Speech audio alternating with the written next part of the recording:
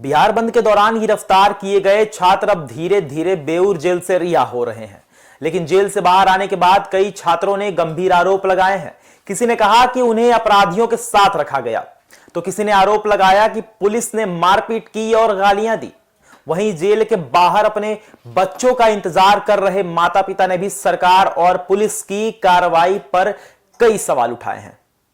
बिहार बंद के दौरान गिरफ्तार किए गए पटना विश्वविद्यालय छात्र संघ अध्यक्ष शांतनु शेखर बुधवार को बेऊर जेल से रिहा हुए। जेल से बाहर आते ही उन्होंने दावा किया कि जेल के अंदर उनकी हालत बेहद खराब रही। उनका आरोप है कि छात्रों को अपराधियों के साथ रखा गया, उन्हें प्रताड़ित किया गया और उन्हें यह तक नहीं बताया गया कि उन पर कौन कौन से आरोप लगाए गए हैं। उन्होंने कहा कि पुलिस की कई गाड़ियां उनके घर पहुंची और उन्हें गिरफ्तार कर जेल भेज दिया गया। शांतनु शेखर ने बताया कि वे 22 तारीख से जेल में बंद थे और सभी छात्र अलग अलग बैरकों में रखे गए थे।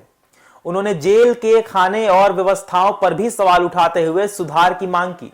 जानकारी के मुताबिक बेऊर जेल से कुल 144 प्रदर्शनकारियों को रिहा किया गया, जबकि पूरे बिहार में करीब 350 छात्रों की रिहाई हुई है।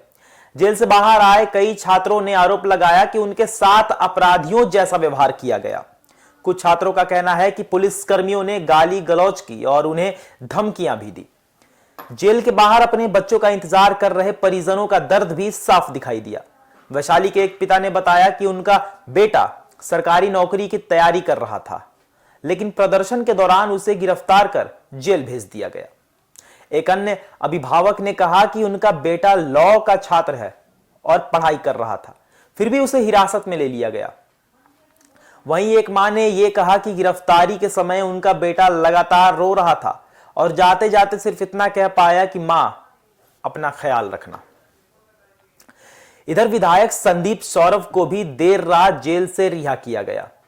जेल के बाहर समर्थकों ने फूल मालाओं से उनका स्वागत भी किया। उनकी पत्नी ने आरोप लगाया कि छात्रों के साथ किया गया व्यवहार लोकतंत्र के खिलाफ है और इस कार्रवाई का राजनीतिक असर देखने को मिलेगा। हालांकि इन आरोपों पर प्रशासन की ओर से विस्तृत आधिकारिक प्रतिक्रिया सामने अभी तक नहीं आई है। ऐसे मामलों में जांच और न्यायिक प्रक्रिया के बाद ही आरोपों की पुष्टि या खंडन हो सकता है। देखिए, फिलहाल सबसे बड़ा सवाल यह है कि क्या छात्रों के साथ वास्तव में अमानवीय व्यवहार हुआ या फिर पुलिस ने कानून व्यवस्था बनाए रखने के लिए आवश्यक कार्रवाई की। इस पूरे मामले पर राजनीति भी तेज हो गई है और आने वाले दिनों में यह मुद्दा और गर्मा सकता है। धन्यवाद।